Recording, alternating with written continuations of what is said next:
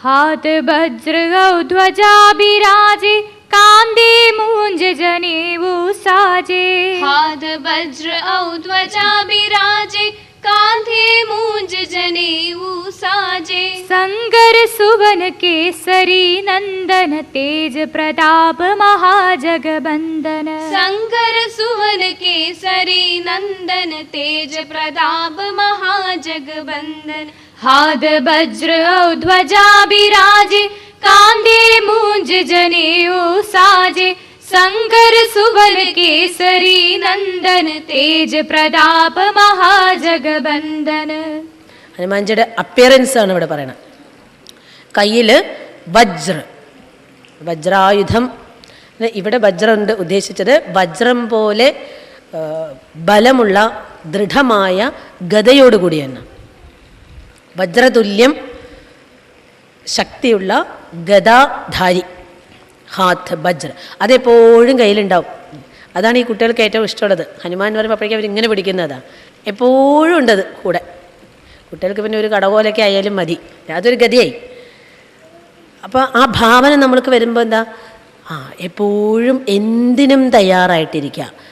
Face the world, face the experiences, face the situation. അതാണ് ഗദ കാണിക്കുന്നത്. ഒന്നിനും നമുക്ക് ഭയം എന്നുള്ളത് ആവശ്യമില്ല. ഞാൻ എങ്ങനെ അതിനെ നേരിടും, ഞാൻ എങ്ങനെ അവരോട് പറയും, ഞാൻ എങ്ങനെ അവിടെ ഒരു തീരുമാനം എടുക്കും, ഒന്നുമില്ല. എല്ലാറ്റിനും തയ്യാറായിരിക്കുന്നു എന്നുള്ളതിൻ്റെ ചിഹ്നമാണ് ഈ കയ്യിലെപ്പോഴും ഗദ. ആര് വേണമെങ്കിലും വന്നോട്ടെ എതിർക്കാൻ. പക്ഷേ ആത്മവിശ്വാസം ഉണ്ട്. ആത്മവിശ്വാസക്കുറവാണ് നമ്മുടെ പരാജയത്തിൻ്റെ ഏറ്റവും വലിയൊരു കാരണം. മറ്റു പല കാര്യങ്ങൾ നമുക്ക് അതിനുള്ള കഴിവുണ്ടാവും. പലരും നമ്മളെ ഇങ്ങനെ ഇൻസ്പയർ ചെയ്തുകൊണ്ടിരിക്കുന്നുണ്ടാവും. ഒന്ന് പറയോ, ഒന്ന് ചെയ്യോ, എന്നാലും എനിക്ക് പറ്റുമോ, ഞാനത് ചെയ്താൽ ശരിയാവോ, എനിക്കത് സാധിക്കുമോ, അല്ലേ? ഈ നമ്മൾ തന്നെ നമ്മളെ ഇങ്ങനെ കുറച്ച് കാണാം. ഇതങ്ങനെയല്ല, എന്തെങ്കിലും വന്നോട്ടെ. അല്ലെങ്കിൽ ഇങ്ങനെ ഒരു സാഹചര്യം വന്നാൽ ഞാൻ തളർന്നാലോ, അങ്ങനെ എനിക്കന്ന് പിടിച്ചു നിൽക്കാൻ പറ്റിയില്ലെങ്കിലോ എന്നൊക്കെ വിചാരിച്ച് നമ്മൾ ഇപ്പോഴേ ആശങ്കപ്പെടുകയാണ്. ഭാവിയിലേക്ക് എനിക്ക് അസുഖം വന്നാൽ ഞാൻ ഇപ്പോഴേ ഒരു ഇതെടുക്കണ്ടേ, ഇപ്പോഴേ മരുന്ന് വെച്ച് കൊടുക്കേണ്ട ആവശ്യമില്ല. അത് വരുമ്പോഴല്ലേ ഹാവ് എ കൺട്രോൾഡ് ലൈഫ്. പക്ഷെ അതാണ് ബ്രഹ്മചാരി ആയതുകൊണ്ടാണ്. ഹനുമാൻജി ബ്രഹ്മചാരിയും കൂടെയാണ്. ബ്രഹ്മചാരി എന്ന് പറഞ്ഞാൽ എന്താ, 10 ഇന്ദ്രിയങ്ങളുടെയും മിതമായ ഉപയോഗമാണ്. എല്ലാ ഇന്ദ്രിയങ്ങളെയും മിതമായി ഉപയോഗിച്ചുകൊണ്ടിരിക്കുന്നു. അതുകൊണ്ട് ഈ എനർജിയൊന്നും വേസ്റ്റായിട്ട് പോകുന്നതേയില്ല. തൻ്റെ ആ ധൈര്യം,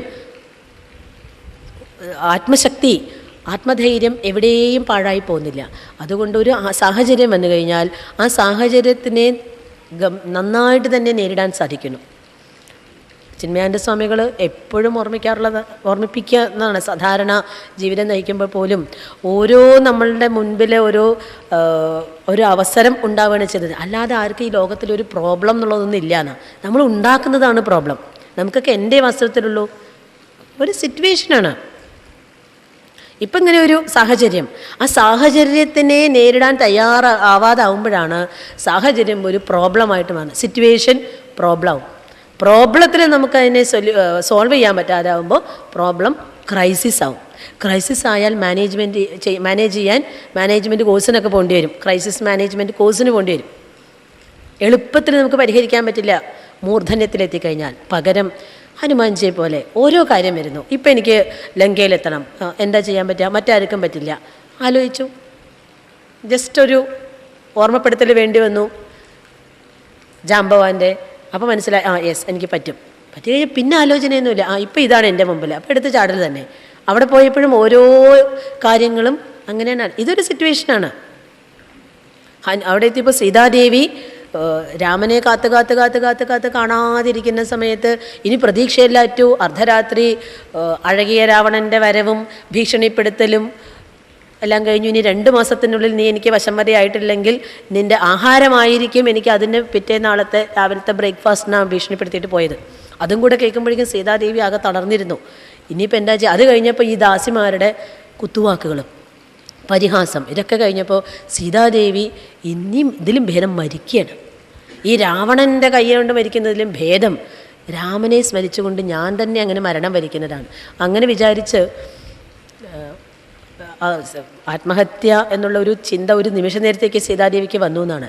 അപ്പോൾ അതിനുള്ള ഉപായങ്ങൾ ഇങ്ങനെ ചുറ്റും പരതി ഇത്രേ.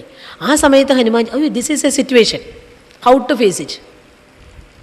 ഉടനെ ആലോചിച്ചു, ഇപ്പം ഞാൻ പെട്ടെന്ന് ചാടിപ്പോയാൽ സീതയ്ക്ക് പേടിയാവും, ഞാൻ ഇനി രാവണൻ്റെ ആളാണോ എന്ന് കൂടുതൽ പേടിക്കും. അതുകൊണ്ട് സീത പേടിക്കാത്ത തരത്തിൽ, എന്നാൽ സീതാദേവിയെ ആത്മഹത്യയിൽ നിന്ന് പിന്തിരിപ്പിക്കുന്ന തരത്തിൽ ഒരു ആക്ഷൻ എടുക്കാൻ ഹനുമാൻജിക്ക് സാധിച്ചു. ഇങ്ങനെ എത്ര എത്ര എത്ര എത്ര അവസരങ്ങളാണ് നമുക്ക്. അപ്പോൾ ഈ ഗദ എന്ന് പറയുന്നത് വെറുതെ ഒരു ഭംഗിക്കോ അല്ലെങ്കിൽ ഒരു സിമ്പിളായിട്ട് മാത്രം പിടിച്ചിരിക്കുന്നതല്ല. സിമ്പിളൈസ് ചെയ്യുന്നതിന് എന്താണ്, ജീവിതത്തിൽ ഇങ്ങനെ പല സാഹചര്യങ്ങൾ വരും. ജീവിതം തന്നെ അനുഭവങ്ങളുടെ ഒരു പരമ്പരയാണ്. ഓരോന്നിനെയും നേരിടാൻ നമ്മൾ തയ്യാറാവുക, ഇല്ലെങ്കിൽ അത് പ്രശ്നമായിട്ടും ക്രൈസിസായിട്ടും ഒക്കെ മാറുന്ന. ഹനുമാൻജിയുടെ ഫോട്ടോ കണ്ട് നമ്മളിങ്ങനെ ചന്ദനത്തിരിയും കർപ്പൂരവും ഒക്കെ കാണിക്കുക മാത്രം കൊണ്ടായില്ല. അത് ഓരോന്നും നമ്മളെ എന്താണ് ഓർമ്മിപ്പിക്കുന്നത്, ആ കൈകളുടെയും കാലുകളുടെയൊക്കെ ശക്തി, നെഞ്ച് വിരിച്ചുകൊണ്ടുള്ള നിൽപ്പ്, കയ്യിലെ ഗദ. ഇനി പറയുന്നുണ്ട് കാന്ധേ മൂഞ്ച്, അതിൻ്റെ മുൻപ് ധ്വജാഭിരാജെ, പിന്നെ മറ്റേ കയ്യിൽ എന്താ ഉള്ളത്, ധ്വജ. എപ്പോഴും രാമൻ്റെ കൊടി ഉണ്ടായിരുന്നു. കൊടി വിജയചിഹ്നമാണ്. ഈ കൊടി കണ്ടിട്ടാണ് ഇത് ഏത് രാഷ്ട്രത്തിൻ്റെയാണ്. പണ്ട് യുദ്ധത്തിലൊക്കെ തേരിൽ ഇന്ന കൊടി ഉണ്ടാവും. ആ കൊടി ഇന്ന തേരാണ് വരുന്നത്, ഇന്ന ആളുടെ തേരാണ്. മഹാഭാരത യുദ്ധത്തിൽ ഓരോരുത്തരുടെയും ഇങ്ങനെ പറയുന്നുണ്ട്. ഇവിടെ തുളസിദാസി പറയുന്നത് വേറെ തേരിൻ്റെ ആവശ്യമില്ല. തേരെന്താ ഇങ്ങനെ ഓടിക്കൊണ്ടിരിക്കുകയാണ്.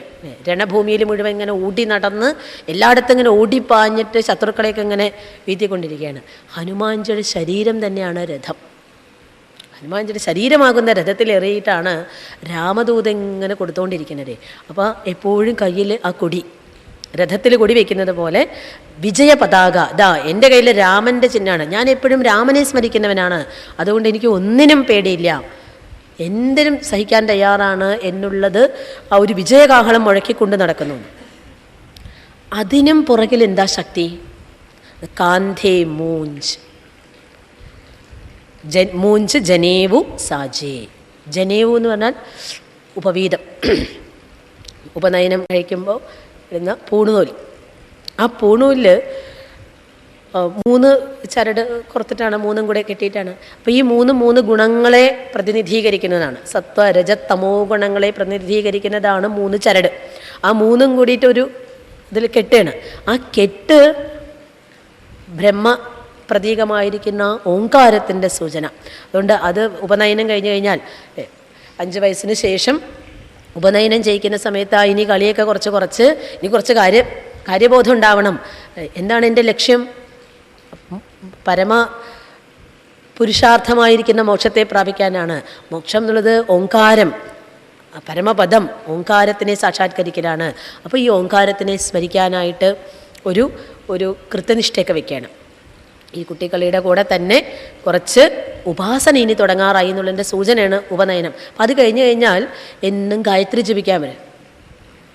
ഈ ഗായത്രി ചൊല്ലുന്നത് ഈ ഇതിൽ പിടിച്ചുകൊണ്ടാണെന്നാണ് പറഞ്ഞത്. അത് ബ്രഹ്മമാണ്. അപ്പം നമ്മളെപ്പോഴും മുറുകെ പിടിക്കേണ്ടത് ആ കെട്ടിലാണ്. ബ്രഹ്മത്തിൻ്റെ പ്രതീകമായിരിക്കുന്ന കെട്ടിനെ വെച്ചിട്ട് ഈ മൂന്നിനെയും അതിജീവിക്കണം. സത്വരജസ്തമോ ഗുണങ്ങളും അതിൽ നിന്നുണ്ടാകുന്ന പല ഭേദങ്ങളും, മറ്റ് പല 3 സ്ഥൂലശരീരം, സൂക്ഷ്മശരീരം, കാരണശരീരം, ജാഗ്രതാവസ്ഥ, സ്വപ്നാവസ്ഥ, സുഷുപ്ത്യാവസ്ഥ, ഭൂതവർത്തമാന ഭാവികാലങ്ങൾ, ഇങ്ങനെയുള്ള എല്ലാ 3നെയും അതിജീവിച്ച് ഒന്നിലടങ്ങുന്നു ഇതെല്ലാം. ആ ഒന്നിൽ നിന്നാണ് ഈ 3 വന്നത്, ഒന്നിലേക്ക് തന്നെ തിരിച്ചു പോകുന്നു. ആ ഒന്നാകുന്ന ബ്രഹ്മത്തിനെ സ്മരിക്കണം എന്നാണ്. ഇത് സ്മരിക്കാനായിട്ട് ഹനുമാൻജി എപ്പോഴും ഈ പൂണൂല് ധരിച്ചിട്ടുണ്ടായിരുന്നു, ഉപവീതം. അതെങ്ങനെയുള്ളത്? മൂഞ്ച് ജനേവു. സാധാരണ ഈ നൂലുകൊണ്ടുള്ളതാണ് ഇപ്പോഴൊക്കെ ധരിക്കാറുള്ളത്. സമ്പ്രദായപ്രകാരം മുഞ്ചപ്പുല്ലുകൊണ്ടാണ് ഇത് ഇടുന്നതെന്ന്. അതാണ് മൂഞ്ച്. സമ്പ്രദായപ്രകാരം ഉള്ള ഉപനയനം ചെയ്തിരിക്കുന്നത്. അപ്പോൾ ഉപനയനം നമ്മുടെ ആധ്യാത്മിക സംസ്കാരത്തിൻ്റെ പ്രതീകമാണ്. അപ്പോൾ എന്നും ആ സംസ്കാരത്തിനെ ഓർമ്മിച്ചുകൊണ്ട് സന്ധ്യാവന്ദനാദി ഉപാസനകൾ നിരന്തരം നടത്തുന്നത് കൊണ്ടാണ് ആത്മധൈര്യം എപ്പോഴും കിട്ടിക്കൊണ്ടിരിക്കുന്നത്. ഓരോ അവസരത്തിലും ഞാൻ എന്ത് ചെയ്യണം എന്നുള്ളത് വേറൊരാളുടെ പ്രചോദനം പോലും കാത്തു നിൽക്കാതെ സ്വയം തീരുമാനം എടുക്കാനും എടുത്ത തീരുമാനത്തിനെ പ്രവർത്തിച്ച് ഫലത്തിലെത്തിക്കാനും സാധിക്കുന്നത് ഈ സംസ്കാരമാണ്. നമ്മൾക്കിപ്പോൾ അനുഭവമാണല്ലോ, നമ്മൾ സംസ്കാരത്തിനെ തഴഞ്ഞതുകൊണ്ടും സന്ധ്യാനാമം ഉൾപ്പെടെയുള്ള നമ്മളുടെ എല്ലാറ്റിലും നമുക്കൊരു അലസത വന്നതുമാണ് നമ്മളുടെ എല്ലാ അധപ്പതനത്തിനും കാരണം എന്ന് നമ്മൾ അറിയാതെ സമ്മതിച്ചു പോകുന്നു. ഇനിയിപ്പോൾ എന്താ നമുക്ക് ചെയ്യാൻ പറ്റുക? ഇത് അതുകൊണ്ടാണെന്ന് പറഞ്ഞിട്ട് കാര്യമില്ല. ഇനി നമ്മൾ ഓരോരുത്തരും അതിനെ വീണ്ടും എടുക്കാൻ ശ്രമിക്കണം. നമ്മൾ ഈ ജോലി തിരക്ക്, ഇന്നത്തെ സിറ്റുവേഷനൊക്കെ അങ്ങനെയാണ്, അതുകൊണ്ട് ഇന്ന് അതൊന്നും ശരിയാവില്ല എന്ന് പറഞ്ഞാൽ നമ്മൾ വീണ്ടും അധപ്പതനത്തിലേക്ക് പോയിക്കൊണ്ടിരിക്കും. അപ്പോൾ ഇത് ഓരോ കൃതികളും നമ്മൾ പഠിക്കുമ്പോഴും ഇത് ആലോചിക്കണം. എന്തിനാണ് ഇതൊക്കെ? നമ്മളുടെ ജീവിതം നന്നാവാൻ വേണ്ടിയിട്ടാണ്. സമൂഹം കുറേയും കൂടെയൊക്കെ നന്നാവണം എന്നുണ്ടെങ്കിൽ ആ ജീവിതത്തിലെ സംസ്കാരം മെച്ചപ്പെട്ട് വരണം എന്നാണ്. ഈ സംസ്കാരത്തിനെ എടുത്ത് പറയണം ഇവിടെ. കാന്ധേ മൂഞ്ച് ജനേവു സാജെ. സാജെ എന്ന് പറഞ്ഞാൽ സജാന, അലങ്കരിക്കുക. അതിൻ്റെ ഒരു പ്രത്യേക അലങ്കാരമാണ് ആ ജനേവു. ശങ്കരസുവന് കേസരി നന്ദന്. ശങ്കരസുവന്, ശങ്കരൻ്റെ, ശ്രീ പരമേശ്വരൻ്റെ സുവന്, സുപുത്രനാണ്. കേസരി നന്ദന്, കേസരി വീരകേസരിയാണ്. കേസരി എന്ന് പറഞ്ഞാൽ സിംഹം എന്നും അർത്ഥമുണ്ട്. അപ്പോൾ സിംഹത്തിന് തുല്യം പരാക്രമം ഉള്ള കേസരി എന്നുള്ള വാനരൻ്റെ പുത്രനാണ്. അപ്പോൾ പുത്രനും സിംഹത്തിൻ്റെ ശക്തി, സിംഹത്തിൻ്റെ ആ ഒരു ഗർജനവും അല്ലെ, അതും പലയിടത്തും പ്രയോഗിക്കുന്നുണ്ട്. ഗർജിച്ചുകൊണ്ട് മറ്റുള്ള ശത്രുക്കളെയൊക്കെ പേടിപ്പിക്കുക, അതൊക്കെ സാധിക്കുന്നത് കേസരി നന്ദനായതുകൊണ്ടാണ്. അതുപോലെ ശങ്കരസുവന്, ശ്രീ പരമേശ്വരൻ്റെ പുത്രനാണെന്ന്. അപ്പോൾ ഈ ഭൂമിയിൽ രാവണൻ്റെ പരാക്രമം വർദ്ധിച്ച സമയത്ത് ഭൂമിദേവിക്ക് ഭാരം താങ്ങാൻ സാധിക്കാതെ കഷ്ടപ്പാട് സഹിക്കാൻ ബുദ്ധിമുട്ടായ സമയത്ത് ദേവന്മാരോട് അപേക്ഷിച്ചു. അപ്പോൾ ദേവന്മാരെല്ലാവരും കൂടെ ബ്രഹ്മാവിൻ്റെ അടുത്ത് പോയി. ബ്രഹ്മാവ് പറഞ്ഞു, ഞാൻ നാരായണൻ്റെ നിർദ്ദേശപ്രകാരമാണ് എല്ലാം ചെയ്യുന്നത്, നാരായണനോട് നമുക്ക് പോയി പറയാമെന്ന് പറഞ്ഞ സമയത്ത് നാരായണ ഭഗവാനോട് പരാതി പറഞ്ഞപ്പോഴാണ് പറഞ്ഞത്, ശരി, നിങ്ങളാരും പേടിക്കണ്ട, ഞാൻ ഭൂമിയിൽ ഞാൻ തന്നെ മനുഷ്യരൂപം എടുത്ത് അവതരിച്ചു കൊള്ളാം, എന്നിട്ട് രാവണൻ്റെ ഈ ദുഷ്ടതയെല്ലാം അവസാനിപ്പിച്ചോളാം, ആ സമയത്ത് നിങ്ങളെല്ലാം എൻ്റെ കൂടെ ഭൂമിയിൽ അവതരിച്ചോളാൻ പറഞ്ഞു. അപ്പോൾ ഇവരെല്ലാവരും തീരുമാനിച്ചു. ഇതിൽ ഈ ശ്രീരാമനായിട്ട് മഹാവിഷ്ണു അവതരിക്കുന്ന സമയത്ത് അവിടെ മനുഷ്യനായിട്ടാണല്ലോ അവതരിക്കുന്നത്. അപ്പോൾ അവരെ സഹായിക്കാനായിട്ട് മുമ്പ് മനുഷ്യന്മാരായിട്ട് തന്നെ അവതരിക്കുന്ന സമയത്ത് അപ്പോൾ ദേവന്മാർ തീരുമാനിച്ചു അത്രേ, അവർക്കൊക്കെ എന്തെങ്കിലും അത് ചെയ്യണമെന്നുണ്ടെങ്കിൽ സൈന്യമായിട്ട് പോകണമെന്നുണ്ടെങ്കിൽ നമുക്കൊക്കെ ഭഗവാൻ നരനായിട്ടല്ലേ പോണത്, അപ്പോൾ ഭഗവാനിലും താഴെയല്ലേ നമ്മളൊക്കെ, അപ്പോൾ നമുക്ക് വാനരന്മാരായിട്ട് പോകാൻ. അങ്ങനെ എത്ര ദേവന്മാരൊക്കെ വാനരന്മാരായത്. അതുപോലെ അപ്പോൾ ആ സമയത്ത് ശിവഭഗവാനും തോന്നിയത്രേ, എനിക്കും നാരായണൻ അവതരിക്കുന്ന സമയത്ത് ഞാനും അദ്ദേഹത്തിൻ്റെ സഹായിക്കേണ്ടതല്ലേ, അവർ പരസ്പരമുള്ള ഒരു ബഹുമാനമാണ്, ഞാനും സഹായിക്കേണ്ടതാണല്ലോ. അപ്പോൾ ഞാൻ നരനായിട്ട് അവതരിച്ചു കഴിഞ്ഞാൽ എന്നിൽ നിന്ന് സേവനം എടുക്കാൻ ഇഷ്ടപ്പെടില്ല. കാരണം വിഷ്ണുവും ശിവനും എല്ലാം തുല്യ ബലശാലികളാണ്, തുല്യ ശക്തികളാണ്. അപ്പോൾ എങ്ങനെ എന്നിൽ നിന്ന് എങ്ങനെ സേവനം അംഗീകരിക്കുമെന്ന് മഹാവിഷ്ണുവിനൊരു വിഷമമുണ്ടായാലോ, അതുകൊണ്ട് വേണ്ട, ഭഗവാനിൽ നിന്നും താഴ്ന്ന രൂപത്തിൽ നിന്നാണെങ്കിൽ സേവനം എടുക്കുക അല്ലേ. നമുക്കൊക്കെ അങ്ങനെ നമ്മൾ റെസ്പെക്റ്റ് ചെയ്യുന്ന ആൾക്കാർ നമ്മളെ സഹായിക്കുക എന്ന് പറയുമ്പോൾ നമുക്കൊരു വിഷമമുണ്ടാവും, ഫിസിക്കൽ ഇത് ചെയ്യുന്ന സമയത്ത്. താഴെയുള്ളവരാണെങ്കിൽ വലിയ വിഷമമുണ്ടാവില്ല. അതുകൊണ്ടാണ് ഇത്ര ഈ വാനരനായി ആയേക്കാമെന്ന് തോന്നിയത്. അതുകൊണ്ട് സ്വന്തം വീര്യം ആവാഹിച്ചെടുത്ത് അങ്ങനെ വായു ഭഗവാന്റെ സഹായത്തോടു കൂടിയിട്ടാണ് ഈ അഞ്ജനയിൽ നിക്ഷേപിച്ചതെന്ന്. അതിന് ഒരിക്കൽ വായിച്ചത്, ഈ ശിവപാർവതിമാർ ഈ ഒരു ശിവൻ്റെ ഈ ഒരു ആഗ്രഹം വന്ന സമയത്ത് അവരിങ്ങനെ രണ്ടുപേരും വെറുതെ വാനര വേഷം എടുത്ത് ഇങ്ങനെ കുറേ കാലം നടന്നു അത്രേ, ഒരു രസത്തിന് ഏത് വേഷവും സ്വീകരിക്കാമല്ലോ. അങ്ങനെ നടന്ന സമയത്ത് ഇവരിങ്ങനെ വനാന്തരങ്ങളിങ്ങനെ സഞ്ചരിച്ചുകൊണ്ട് ഇരിക്കുന്ന സമയത്ത് ആ രൂപത്തിൽ പാർവതീദേവി ഗർഭിണിയായിനും, അതൊരു രൂപകഥ വായിച്ചതാണ്, ഗർഭിണിയായി. അപ്പോൾ പാർവതീദേവിക്ക് തോന്നിയത്രേ, അയ്യോ ഞാൻ ഈ വാനര രൂപത്തിൽ ഗർഭിണിയായി കഴിഞ്ഞാൽ ഞാൻ പ്രസവിക്കുന്ന കുട്ടി വാനരനല്ലേ, എങ്ങനെ ഒരു കുരങ്ങനെ പ്രസവിക്കാൻ? അപ്പം മടി തോന്നിയെന്നാ. അപ്പോൾ ആലോചിച്ച് എന്താ ചെയ്യുക, എനിക്ക് പ്രസവിക്കാൻ വയ്യ. അപ്പോൾ ശിവഭഗവാനോട് പറഞ്ഞപ്പോൾ ശിവൻ വീണ്ടും ആ ശക്തിയെ ആവാഹിച്ചെടുത്തിട്ട് എന്തായാലും ഇങ്ങനെ ഒരു പുത്രനെ കിട്ടണം എന്ന് വളരെ കാലങ്ങളായിട്ട് അവിടെ അഞ്ജനാദേവിയും വീരകേസരിയും ആഗ്രഹിക്കുന്നുണ്ട്. ആഗ്രഹിക്കുന്നവർക്കത് കൊടുക്കാം. കാരണം അവരതിന് യോഗ്യരാണ്. എത്രയോ കാലം ശിവ തപസ് ചെയ്തവരാണ്. അവർ മനസ്സിനെ അതീവ പരിശുദ്ധിയാക്കിയിരിക്കുന്നു. എത്രയോ കാലം മഹർഷിമാരുടെ ആശ്രമത്തിൽ വസിച്ചവളാണ്. അതുകൊണ്ട് ആ വായുവിൽ കൂടെ, വായു ആകുമ്പോൾ എല്ലാറ്റിനെയും ശുദ്ധീകരിക്കുന്നതാണ്, സ്പർശമില്ലാതെ കൊടുത്തതാണെന്ന്. അതാണ് ശങ്കരസുവൻ. അപ്പോൾ കുറേ കാര്യങ്ങളവിടെ പറയുന്നുണ്ട്. ശങ്കരസുവന് കേസരി നന്ദന് തേജ് പ്രതാപ് മഹാജഗബന്ധന്. എന്താ തേജസ്, പ്രതാപം, എന്തൊരു പ്രതാപമാണ് ആ രൂപം തന്നെ കാണാൻ. കഞ്ചന ഭരണ ബിരാജ സുരേഷ, അല്ല കുഞ്ചിത കേസ, കാനന കുണ്ടല് കുഞ്ചിത കേസ, കാതിൽ ആഭരണങ്ങളൊക്കെ അണിഞ്ഞ്. കുഞ്ചിത കേശ എന്ന് പറഞ്ഞാൽ ചുരുണ്ട തലമുടിയുള്ളത്. നേരത്തെ ഒരു വാക്ക് വിട്ടിരുന്നു. കഞ്ചന ഭരണ ബിരാജ സുബേസ കാനന കുണ്ടല് കുഞ്ചിത കേസ, ചുരുണ്ട മുടിയും അതുപോലെ കാതിലെ ആഭരണങ്ങളും, നല്ല വസ്ത്രധാരണം, കയ്യിൽ കൊടി, ഒരു കയ്യിൽ വജ്രതുല്യമായിരിക്കുന്ന ഗദ, കഴുത്തിൽ ഉപനയനത്തിൻ്റെ പ്രതീകം. അതുപോലെ ശങ്കരസുവന് കേസരി നന്ദന്, തൻ്റെ അച്ഛൻ്റെയും തൻ്റെ ശക്തിയുടെ ഉറവിടങ്ങളെയെല്ലാം സ്മരിച്ചുകൊണ്ട് എപ്പോഴും എന്തിനും തയ്യാറായി, എപ്പോഴും ഉന്മേഷത്തോടുകൂടി നടക്കുന്ന ആ ഹനുമാൻജി ശങ്കരസുവനാണ്, കേസരി നന്ദനാണ്. അതുകൊണ്ട് തന്നെ മഹാപ്രതാപശാലിയാണ്, മഹാജഗബന്ധന്. ഒരു മനുഷ്യൻ്റെ പരമലക്ഷ്യം എന്തായിരിക്കണമെന്നും ആ ലക്ഷ്യത്തിനെ പ്രാപിക്കാനായിട്ട് എങ്ങനെ ജീവിക്കണം എന്നും കൂടിയിട്ടാണ് ഒരു സാധകൻ എന്നുള്ള രീതിയിൽ ഹനുമാൻജി പ്രതിനിധീകരിക്കുന്നത്. എന്താ ലക്ഷ്യമായിരിക്കേണ്ടത്? പരമപദപ്രാപ്തി, രാമനെ പ്രാപിക്കുക.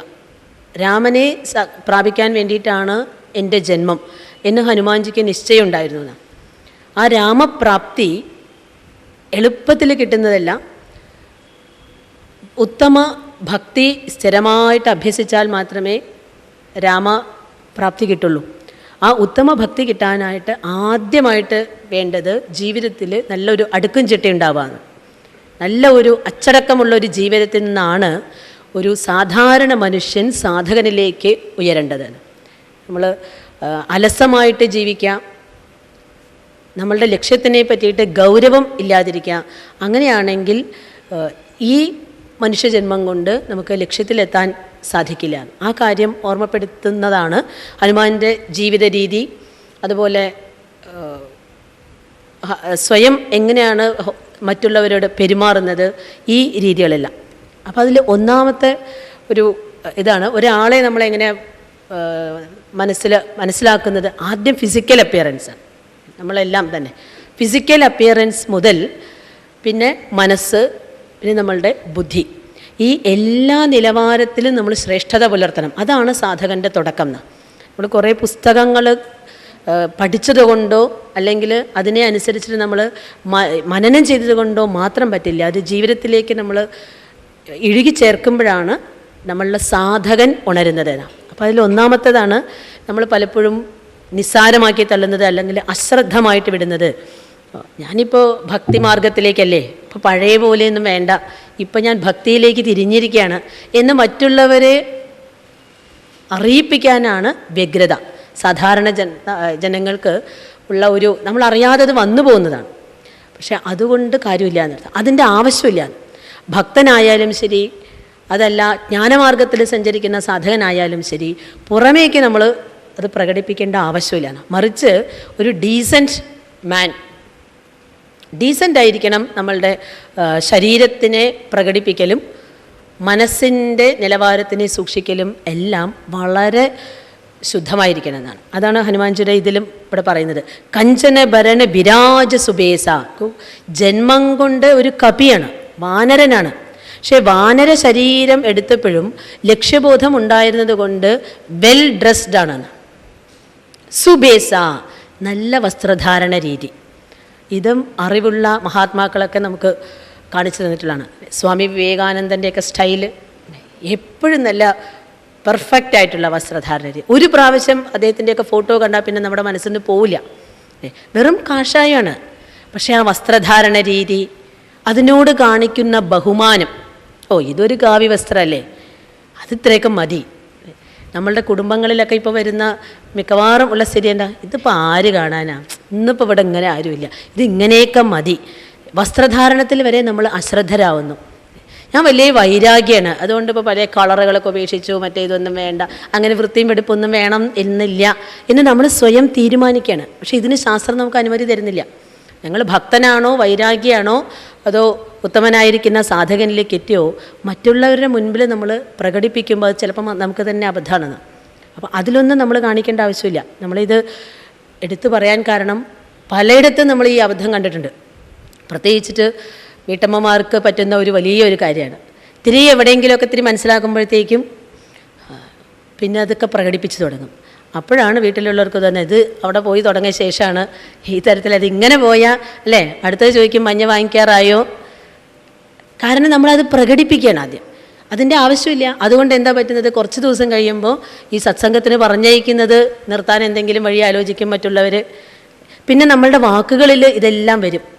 എവിടെയെങ്കിലും അനാവശ്യമായിട്ടുള്ള സ്ഥലത്തൊക്കെ വേദാന്തമൊക്കെ കടന്നു കയറി അങ്ങനെ അതൊന്നും ആവശ്യമില്ല എന്നാണ്. ശരിക്കും നമ്മൾ മനസ്സിലാക്കിയിരിക്കേണ്ട ഒരു ആദർശം ആണ് ഹനുമാൻജിയുടെ ഈ വ്യക്തിത്വത്തിലെ പ്രധാന ഘടകം. ഹനുമാൻജിയുടെ മാത്രമല്ല, ഇപ്പോൾ വിവേകാനന്ദ സ്വാമികളെ പറഞ്ഞ പോലെ തപോവന സ്വാമികളെ എടുത്താലും ശരി, ചിന്മയാനന്ദ സ്വാമികളെ പിന്നെ വളരെ പ്രസിദ്ധമാണ് അദ്ദേഹത്തിൻ്റെ വസ്ത്രധാരണ രീതിയൊക്കെ. ഒരുപാട് പേര് അതിനെ ഉദ്ധരിച്ചിട്ട് തന്നെ പറയാറുണ്ട്. കണ്ട ആൾക്കാർ ധാരാളം ഉണ്ടല്ലോ തൃപ്പൂണിത്തുറയിൽ. എപ്പോഴെങ്കിലും ഒരു അലഞ്ഞ ഉടഞ്ഞ വസ്ത്രധാരണത്തോട് കൂടിയിട്ട് സ്വാമിജിയെ കണ്ടവരുണ്ടാവില്ല. രാത്രി അർദ്ധരാത്രിക്ക് 12 മണിക്ക് കണ്ടാലും ശരി, പുലർച്ചെ 3 മണിക്ക് കണ്ടാലും ശരി, ഉച്ചയ്ക്ക് ഭിക്ഷയൊക്കെ കഴിഞ്ഞിട്ടിരിക്കുമ്പോൾ കണ്ടാലും ശരി, കുട്ടികളുടെ കൂടെ ബാലവിഹാർ ക്യാമ്പുകളിലൊക്കെ അറ്റൻഡ് ചെയ്യുമ്പോഴായാലും ശരി, ആ ഉടുത്ത വസ്ത്രം അതിനൊരു ഉലച്ചിലുണ്ടാവുക, അത് പ്രസൻറ്റ് ചെയ്യുന്ന രീതി. ഒരു വസ്ത്രമേ എടുക്കുള്ളൂ, വൈകുന്നേരം പ്രത്യേകിച്ച് മാറ്റലൊന്നും ഇല്ലാത്രേ. പക്ഷേ അത് മറ്റുള്ളവരുടെ മുമ്പിൽ പ്രസൻറ്റ് ചെയ്യുമ്പോൾ എപ്പോഴും ആ ബോധം ഉണ്ടാകുന്നത്. നമ്മൾ എത്ര കളർഫുള്ളാക്കുന്നു, എത്ര കോസ്റ്റ്ലി ഡ്രസ്സ് ഇടുന്നു എന്നുള്ളതല്ല, അതിനെ എത്രമാത്രം ബഹുമാനിച്ചിട്ടാണ്. എനിക്ക് ശരീരം കിട്ടിയിരിക്കുന്നത് വാനരൻ്റെ ശരീരമാണ്, എന്നാലും കുഴപ്പമില്ല, ഞാൻ രാമനെ ദർശിക്കേണ്ടവനല്ലേ. പരമഭക്തന് എപ്പോഴും എൻ്റെ ഇഷ്ടദേവൻ എന്താണ് ഏറ്റവും ഉചിതമായിരിക്കുന്നത്. ഇത് തന്നെ നാരദ മഹർഷി ഗോപികമാരെ ഉദ്ധരിച്ചുകൊണ്ട് പറയാറുണ്ട്. ഗോപികുമാരെ വിരഹവേദനയിൽ ഇങ്ങനെ വിഷമിച്ചുകൊണ്ട് നടക്കുന്ന സമയത്തും ഗൃഹജോലികളിൽ മുഴുകിയിരിക്കുമ്പോഴും എല്ലാം ഈ ഗോപികമാരുടെ ചിത്രമൊക്കെ എവിടെ നോക്കിയാലും എപ്പോഴും അവർ നല്ല വെൽ ഡ്രസ്ഡാണ്. എപ്പോഴും ഏത് സമയത്ത് വേണമെങ്കിലും അവരുടെ ഭഗവാൻ വന്നു കഴിഞ്ഞാൽ ഭഗവാനെ സ്വീകരിക്കാനായിട്ട് എല്ലാ തരത്തിലും റെഡിയാണ് എന്നർത്ഥം. ഒന്ന് നിൽക്കൂട്ടോ, എൻ്റെ ഡ്രസ്സ് ശരിയല്ല, ഞാൻ ഒന്ന് മാറ്റിയിട്ട് വരട്ടെ, അത് പറയേണ്ട ആവശ്യം വരുന്നില്ല എന്നർത്ഥം. ഇത് നമ്മൾ വീണ്ടും ഓർമ്മിക്കേണ്ടത്, നമ്മളുടെ ഗ്രാമങ്ങളിൽ പോലും ഈ നൈറ്റി ഇട്ടിട്ട് അമ്പലങ്ങളിൽ വരെ പോകാമെന്നുള്ള സ്ഥിതിയായിട്ടുണ്ട്. അത് കാണുന്നതുകൊണ്ട് കൂടിയിട്ടാണ് ഓർമ്മിപ്പിക്കുന്നത്. അതൊക്കെ വളരെ ചീത്തയായിട്ടുള്ളൊരു കാര്യമാണ്. നമ്മൾ ആരെ നമ്മൾ ബോധിപ്പിക്കേണ്ടത്? അവരവരുടെ മനസ്സിനെ. ഞാൻ ഈ ചെയ്യുന്നത് ശരിയാണോ? നമുക്കതിന് 100 എക്സ്ക്യൂസ് ഉണ്ടാവും. അതിൻ്റെ സൗകര്യവും അതിൻ്റെ ലാഭവും അതൊക്കെ വേറെ വശം. പക്ഷെ ഒരു പബ്ലിക്കിൽ നമ്മൾ പെർഫോം ചെയ്യുന്ന സമയത്ത് നമ്മളുടെ ഇരുത്തം, നടത്തം, വർത്തമാനം, ആഹാരം കഴിക്കുന്ന രീതി, നിൽക്കുന്ന രീതി ഒക്കെ ഉണ്ട്. ചിന്മയാനന്ദജിയുടെയൊക്കെ നടത്തം കണ്ടാൽ പറയും, ഈ വലിയ അവിടുത്തേക്ക് കൈവല്യാശ്രമത്തിലേക്ക് വലിയ മഹാരാജ് വരെ പറയും, ആദ്യമായിട്ട് ഒരു മിലിറ്ററി സ്റ്റൈലിലൊരു സ്വാമി നടന്നു വരുന്നത് കാണുന്നത് ആദ്യമായിട്ടും ചിന്മയാനന്ദജിയാണ്. ആ മെതിയുടെയൊക്കെ ഇട്ട് നടന്നു വരുന്നത് കണ്ടാൽ ഞാനിങ്ങനെ ഒരു സ്വാമിയല്ലേ, ഇതിങ്ങനെ മതി എന്ന് വെച്ചിട്ട് ഇങ്ങനെ അലസമായിട്ടൊരു നടത്തം പോലും ഇല്ല. തല ഉയർത്തിപ്പിടിച്ച് ഞാൻ ഭാരതീയനാണ്, ഞാൻ വിശ്വസിക്കുന്ന മതത്തിലായാലും ശരി, ഉപാസന പദ്ധതിയിലായാലും ശരി, അഭിമാനത്തോടുകൂടി എപ്പോഴും തല ഉയർത്തിപ്പിടിച്ച് വസ്ത്രധാരണത്തിലും അല്ലെ ആ വടികുത്തലിലും കൂടിയിട്ട് പറയും. അത്രയും, അതായത് ഓരോ അടി വയ്ക്കുന്നതിലും അത്ര പെർഫെക്റ്റാണ്. അപ്പോൾ ഹനുമാൻജി നമുക്ക് വീണ്ടും വീണ്ടും ഓർമ്മിപ്പിക്കുന്നത് പെർഫെക്ഷന് തുടങ്ങണം. ഭക്തനായാലും തീവ്ര വൈരാഗിയാവാൻ നമ്മൾ ആഗ്രഹിക്കുന്നുവെങ്കിലും ആദ്യം പെർഫെക്ഷൻ തുടങ്ങാം. നമ്മുടെ ഓരോ പ്രവൃത്തിയും പെർഫെക്റ്റ് ആവട്ടെ.